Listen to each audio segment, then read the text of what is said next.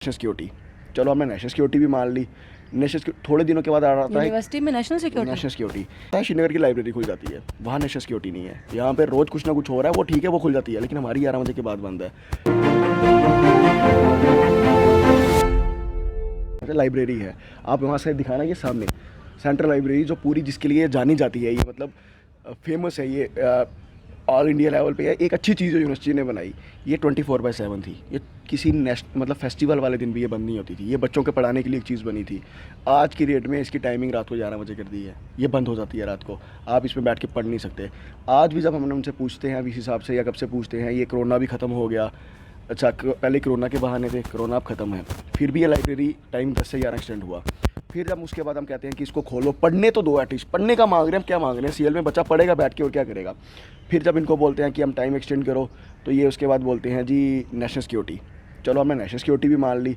National थोड़े दिनों के बाद आ रहा है यूनिवर्सिटी में नेशनल सिक्योरिटी तो यूनिवर्सिटी की तो खुद सिक्योरिटी है। यूनिवर्सिटी में 13 एजेंसियाँ भी काम करती हैं यहाँ पे, जो आपके जैसे आपके आने से पहले मुझे सीआईडी के फ़ोन आ रहे थे आपके, शायद ऑफ द कैमरा, तो यहाँ पे सारी एजेंसियाँ काम करती हैं वहाँ पे। तो वो एजेंसियाँ सारे फंक्शन उनको पता है क्या नहीं है, और हमें उन एजेंसीज पे पूरा भरोसा है कि हम उनके भरोसे यहाँ सेफ बैठे हैं। हमारे इस साइड आर्मी है, इस साइड पुलिस है, लेकिन इनको पता नहीं हमारी इतनी कौन सी फिक्र है कि नेशनल सिक्योरिटी है जो 11 बजे के बाद ही होती है। ठीक, श्रीनगर का ऑर्डर आता है, श्रीनगर की लाइब्रेरी खुल जाती है, वहाँ नेशनल सिक्योरिटी नहीं है। यहाँ पे रोज़ कुछ ना कुछ हो रहा है, वो ठीक है, वो खुल जाती है, लेकिन हमारी 11 बजे के बाद बंद है।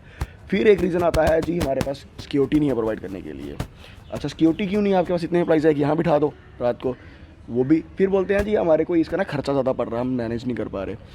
अरे खर्चा हम आपको फ़ी पे कर रहे हैं, सब कुछ कर रहे हैं, फिर भी आप मैनेज नहीं कर पा रहे। एक लाइब्रेरी, उसमें क्या लग जाएगा, लाइटें, पंखे। अगर आपको इतना ही है तो जनाब एक काम करो, आपके इतने प्रोफेसर्स हैं, काट लो 1000 2-2 हज़ार महीने की सैलरी, क्या जाएगा, 2-2 लाख 2.5 लाख 3-3 लाख सैलरी लेते हैं वो, 2-2 2.5 लाख से कम यहाँ कोई नहीं ले रहा। दे दो बच्चों के हित में 1000 महीने का, पढ़ने के लिए मांग रहे हैं, आपके स्टूडेंट हैं, आपके स्कॉलर हैं, यहाँ पढ़ लेंगे बैठ के। लेकिन नहीं, इनके कभी कुछ रीज़न, कभी कुछ, आज तक रीज़न समझ नहीं आ रहा कि क्योंकि चाहते ही नहीं है कि यूथ पढ़े। पता नहीं किस ओर ये धकेलना चाह रहे हैं, किस ओर भेज रहे हैं, ये चाहता ही नहीं है यूथ बढ़े, वो आगे है। क्योंकि अगर यूथ पढ़ लेगा वो अपना हक मांगेगा, बिल्कुल, अगर वो पढ़ेगा तो वो अपना, यूथ अगर पढ़ेगा। मैं एक बार किसी एक बड़े ही सुन रहा था किसी को, एक गरीब से बंदे को, उसने एक चीज़ बोली, उसने कहा तुझे पैसा चाहिए या क्या चाहिए, पढ़ाई चाहिए। उसने कहा मुझे पढ़ा दो, पैसा मैं ले लूँगा, मैं अपना हक इनसे लड़ के भी ले लूँगा, हक इनसे छीन लूँगा। और इनको इसी चीज़ का डर है कि ये पढ़ जाएंगे तो अपना हक मांगेंगे, जैसे हम आज भी मांग रहे हैं, और अपने हक हम इसलिए ना माने, इसलिए हमें अनपढ़ रखना चाहते हैं। क्या जम्मू यूनिवर्सिटी सच में अपने छात्रों को अनपढ़ रखना चाहती है? सवालिया निशान। क्या यहाँ पर वो आगे पढ़ाना नहीं देना चाहती है? सवालिया निशान। क्या यहाँ पर अब स्कैम्स की दौड़ की शुरुआत हो गई है? सवालिया निशान। यानी कि यहाँ पे सवालिया निशान बहुत हैं। आप जवाब कोई दे ही बन जाए तो वाह क्या बात है, एटलीस्ट इनका जो मुस्तकबिल है वो स्ट्रांग हो जाएगा। अगर नहीं तो ये लोग पहले भी सड़कों पर थे, आज भी सड़कों पर हैं, लगातार नौकरियों के लिए भी सड़कों पर रहेंगे, पढ़ाई के लिए भी सड़कों पर रहेंगे, और लगातार रहते ही रहेंगे।